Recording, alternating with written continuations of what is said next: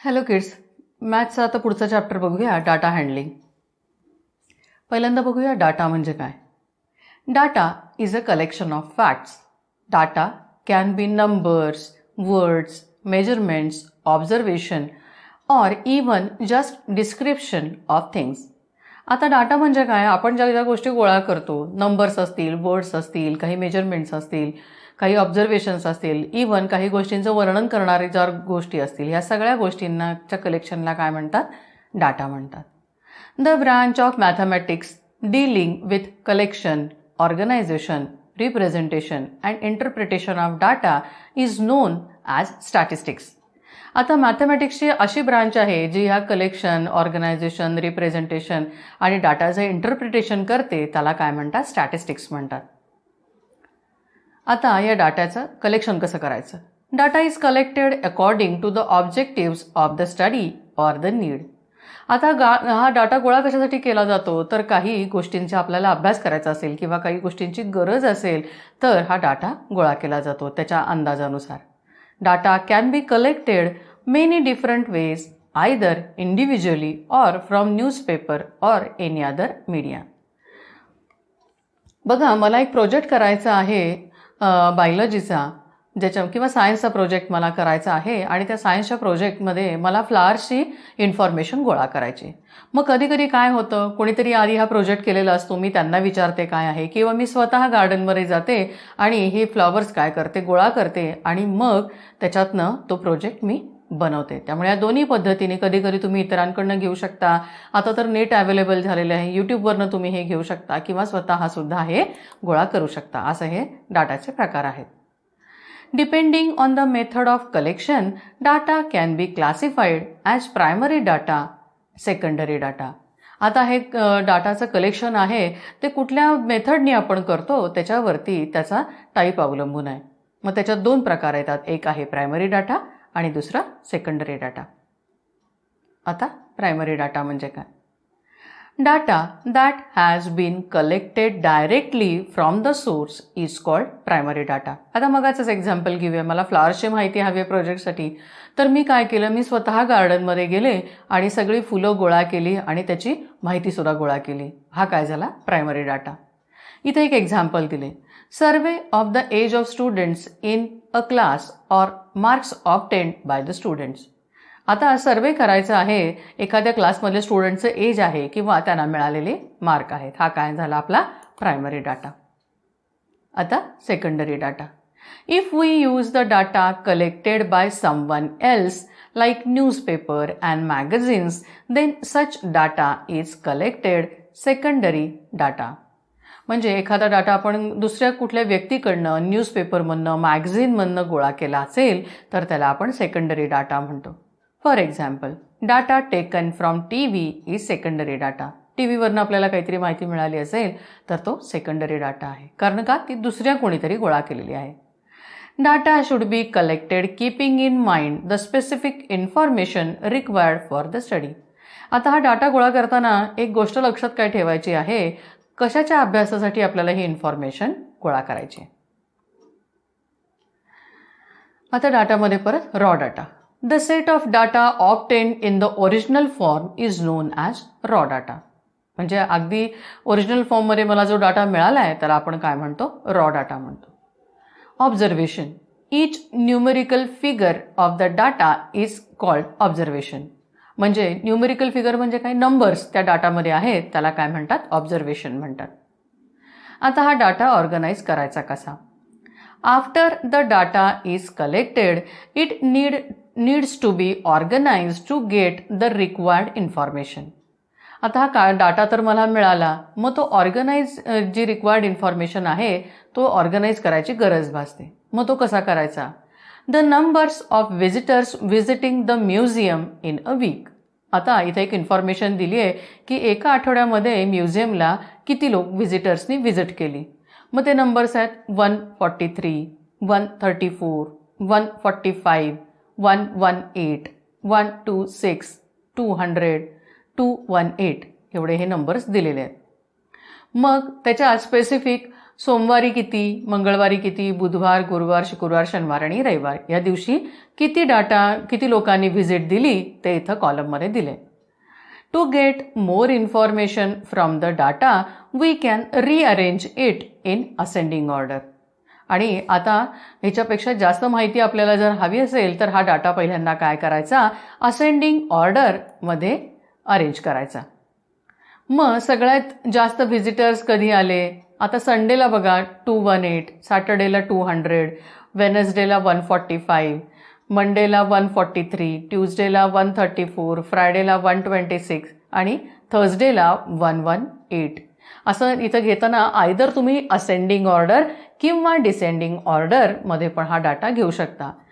Now we can easily see that the maximum people visited the museum on Sunday and the minimum people came on Thursday.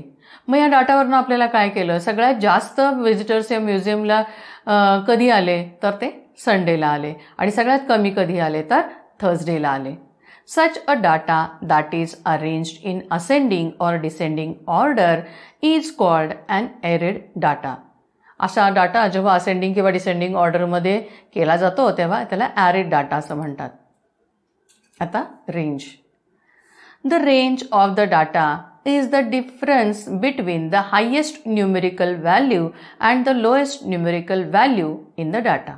मग याचा formula काय, range is equal to highest observation minus lowest observation. आता कुठलाही data गोळा केला की आपण काय करतो, त्याच्यातली हायेस्ट न्यूमेरिकल व्हॅल्यू, सगळ्यात मोठा नंबर आणि सगळ्यात छोटा नंबर कुठला आहे तो बघतो. मग हे रेंज जेव्हा शोधतो तेव्हा काय करायचं, सगळ्यात हायेस्ट ऑब्झर्वेशन म्हणजे काय, न्यूमेरिकल डाटा सगळ्यात जास्त आणि त्यातनं काय करायचं, सगळ्यात लोएस्ट आहे तो काय करायचा, लेस करायचा. या दोन्हीतला डिफरन्स म्हणजे आपली काय आली, रेंज. कधी कधी बघा तुम्ही ह्याच्यामध्ये दुकानात गेलेला असता, तुम्ही काय म्हणताय, 1000 ते 2000 मध्ये मला ड्रेस दाखवा, दॅट इज युअर रेंज. आता एक एक्झाम्पल बघूया. The marks of 15 students of a class is 48, 32, 28, 43, 35, 46, 29, 31, 37, 44, 32, 38, 30, 34, 42. आता ह्याच्यात त्यांनी काय सांगितलंय, find the range of the data. मग ह्या दिलेल्या नंबरचे 15 स्टुडंटचे हे मार्क्स आहेत आणि त्यांची रेंज ओळखायचे. पहिल्यांदा काय करणार मी, असेंडिंग ऑर्डरमध्ये सगळे नंबर्स जेवढे स्टुडंटचे मार्क्स आहेत ते लिहिणार. मग त्यातलं हायेस्ट ऑब्झर्वेशन कुठलं होतं माझं, 48 आणि लोएस्ट होतं 28. म्हणून ह्या मुलांच्या मार्कांची रेंज किती झाली, 48 मायनस 28 इज इक्वल टू 20. आता frequency distribution. The number of times a particular observation occurs is called frequency. एखादा नंबर पुन्हा पुन्हा येत असेल ऑब्झर्वेशनमध्ये तर त्याला म्हणतात frequency. And the form table is called frequency distribution table. आणि त्याला जे टेबल फॉर्म करतो आपण ह्या फ्रिक्वेन्सीचं त्याला फ्रिक्वेन्सी डिस्ट्रीब्युशन टेबल म्हणतात. एक उदाहरण बघूया. आता the marks of 20 students in mathematics out of 50 are as follows. 50 पैकी काय आहेत, ह्या 20 मुलांना मॅथमॅटिक्सचे आउट ऑफ 50 मार्क्स आहेत आणि ते मार्क्स इथं खाली दिलेले आहेत. मग याचं टेबल करताना काय केलं, मी किती फ्रिक्वेंटली नंबर आले ते आधी बघितलं, मग ते सॉर्ट केले. मार्क्स 30, 35, 40, 45 आणि 50 हे किती वेळेला आलेले आहेत ते मार्क पुढच्या टॅली मार्क्समध्ये घातलेले आहेत. मग तिथं बार मुद्दाम काढलेत, कशासाठी तर किती वेळा आलेत ते कळण्यासाठी. मग जेव्हा तुम्ही 30 खाली जेव्हा मार्क्स लिहिलेले असतात तेव्हा जेवढे काही 30 आहेत ते काउंट करायचे आणि पुढे उभ्या उभ्या लाईन द्यायच्या. 4 लाईन झाल्या की मग 5वी लाईन असेल तर आपण त्याला काय करतो, क्रॉस करतो. हे आपल्याला मागच्या वर्षी ऑलरेडी झालंय. तर इथं काय आहे, 30 मार्क्सवाले 4 स्टुडंट्स आहेत, 35 वाले 5 स्टुडंट्स आहेत, 40 वाले 2 स्टुडंट्स आहेत, 45 वाले 6 स्टुडंट्स आहेत आणि 50 वाले 3 स्टुडंट्स आहेत. असं आपण हे डिस्ट्रीब्युशन टेबल केल्यामुळे आपल्याला ही पटकन माहिती मिळू शकते. आता measure of central tendency. The average value of the data which can represent the whole data are referred to as the measure of central tendency or representative value. आता हे ॲव्हरेज व्हॅल्यू आहे डाटाची, ज्याच्यात हा डाटा रिप्रेझेंट केलेला आहे त्याला central tendency किंवा representative value असं म्हणतात. 3 types of measures of central tendency. आता या सेंट्रल टेंडन्सीचे 3 टाईप आहेत. एक आहे मीन, एक आहे मोड आणि एक आहे मीडियन. पहिल्यांदा बघूया अरिथमेटिक मीन ऑर मीन. मीनलाच अरिथमेटिक मीन असं पण म्हणतात. The arithmetic mean is called mean is the average of all observation. आता हे अरिथमेटिक मीन किंवा मीन म्हणजे काय, हे जे ऑब्झर्वेशन आहे त्याचं average. Mean of an ungrouped or raw data. The sum of all observations divided by the total number of observation gives the arithmetic mean. म्हणजे तुम्ही ॲव्हरेज आपण पूर्वी काढत होतो बघा, ते ॲव्हरेज म्हणजेच मीन. रॉ डाटा एक अनग्रुप डाटा आहे, तर ते सॉर्टिंग करताना कसा करायचा, सम ऑफ ऑल द ऑब्झर्वेशन, जेवढे नंबर दिलेले आहेत त्यांची काय करायची, ॲडिशन करायची आणि त्याला टोटल जे नंबर आहेत त्यांनी काय करायचं, डिव्हाइड करायचं. हा त्याचा फॉर्म्युला आहे. Mean is equal to sum of all observations divided by total number of observations. आणि तिथं त्याचा हे पण फॉर्म्युला पण दिला आहे. आता इथं ई सारखी एक साईन दिसतेय बघा. This sign is called sigma and is use to denote sum. आता सम ऑफ ऑल ऑब्झर्वेशन्स, मगाशी तुम्ही हे बघितलं असेल बघा, तिथे एक चिन्ह दाखवलं होतं ई आणि एक्स आणि अपॉन एन. आता त्यातला हा ई म्हणजे काय, तर ह्या सगळ्या ऑब्झर्वेशनची ॲडिशन. तुम्ही कॉम्प्युटरमध्ये पण ही साईन सम करण्यासाठी पाहिली असेल. Therefore sigma X denotes the sum of observation. For example इथं काही मार्क्स दिलेले आहेत बघा. Marks scored by Kranti in different subjects. वेगवेगळ्या सब्जेक्टमध्ये क्रांतीचे मार्क दिलेले आहेत. मग त्याचं मीन काढताना काय केलं, तर हे जेवढे मार्क आहेत त्याचं काय केलं, सम केली आणि टोटल किती सब्जेक्टचे मार्क आहेत 6, त्यांनी त्याला डिव्हाइड केलं. म्हणजे क्रांतीच्या मार्क्सचं मीन किती आलं, 82. If the observations x1, x2, x3, x4, xn have frequencies f1, f2, f3, f4, fn respectively, then the mean is defined as. कधी कधी काय होतं, हे ऑब्झर्वेशन्स भरपूर असतात आणि त्याच्या फ्रिक्वेन्सी म्हणजे ते पुन्हा पुन्हा आलेले असतात ते पण असतं. तर त्या केसमध्ये काय करायचं, sigma F X upon sigma F म्हणजे sum of F X upon total number of observations. आता त्याचं एक्झाम्पल बघूया. Data given in the form of frequency distribution table. Already इथं काय दिलेलं आहे, 30 मार्क्स हे 4 वेळेला आलेले आहेत, 35 5 टाइम्स आलेत, 40 6 टाइम्स आलेत, 45 3 टाइम्स आलेत, 50 2 टाइम्स आलेत. तर अशा पद्धतीने तुम्ही हे काय करू शकता, त्याचा मीन फाइंड करायचा असेल तर काय करायचं. To find the mean of such distribution, we will find the product of the score and the frequency. आता मगाचपर्यंत आपण टेबल बघितलं तर स्कोर आणि फ्रिक्वेन्सीचं. मग ह्या स्कोर 30 आहे आणि फ्रिक्वेन्सी 4 आहे, या दोन्हीचं मल्टिप्लिकेशन केल्यानंतर काय येणार, एफ एक्स येणार. असंच मी सगळे एफ एक्स काढले आधी, त्यांची टोटल केली आणि फ्रिक्वेन्सी किती आहे 20 आहे, त्यांनी त्याला काय केलं, मी डिव्हाइड केलं. तेव्हा माझं मीन काय आलं, 38.5.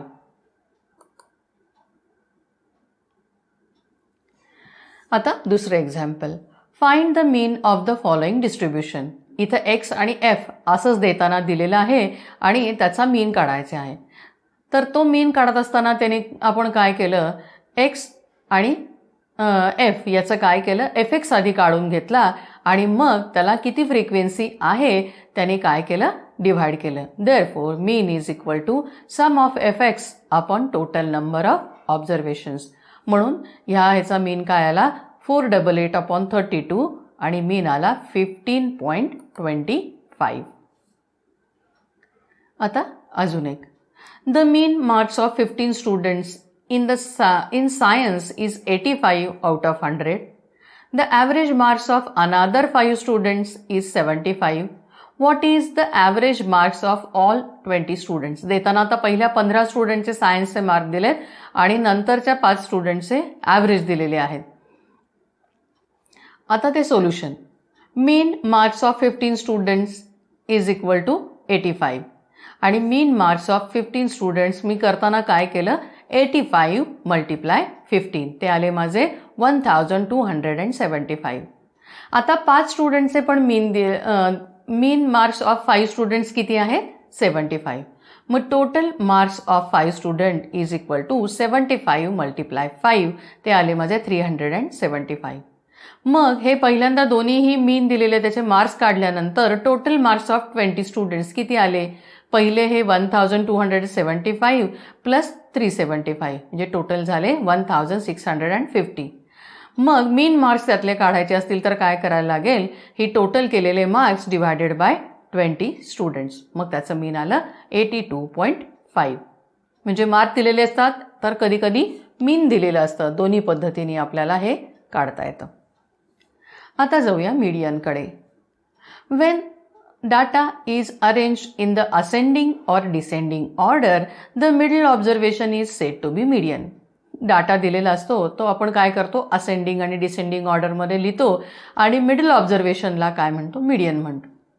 To find the median of a given data arrange all the numbers in either the descending or ascending order. आता नंबर दिलेले असतात आपल्याला आणि त्याच्यातनं पहिल्यांदा आपलं काम काय असेल तर ते असेंडिंग किंवा डिसेंडिंग ऑर्डरमध्ये लिहून घ्यायचे. आता ह्याच्यासाठी 2 क्रायटेरिया आहेत. If there are odd numbers of observation, जर ऑब्झर्वेशन ऑड नंबरचं असेल तर काय करायचं एक उदाहरण बघूया. If there are 5 observations as 12, 15, 17, 90 and 21.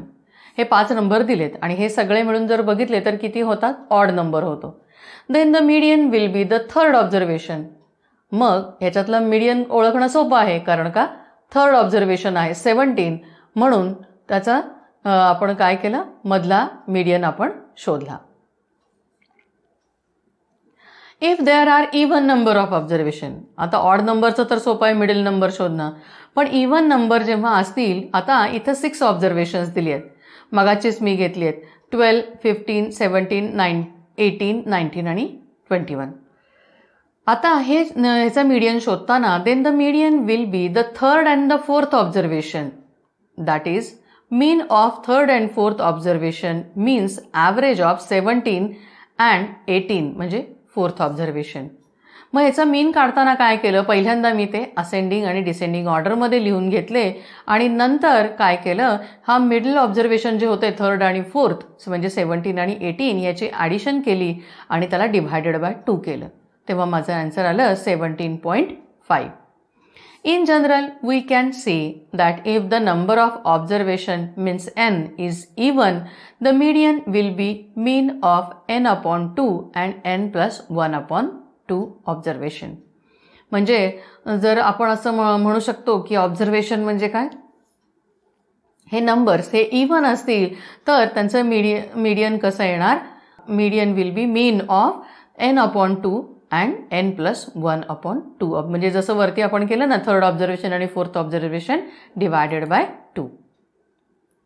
आता मोड म्हणजे काय the mode of a given data is the value that occurs more frequently. Mode म्हणजे काय गिवन डाटामध्ये जी व्हॅल्यू पुन्हा पुन्हा येते तिला मोड म्हणतात.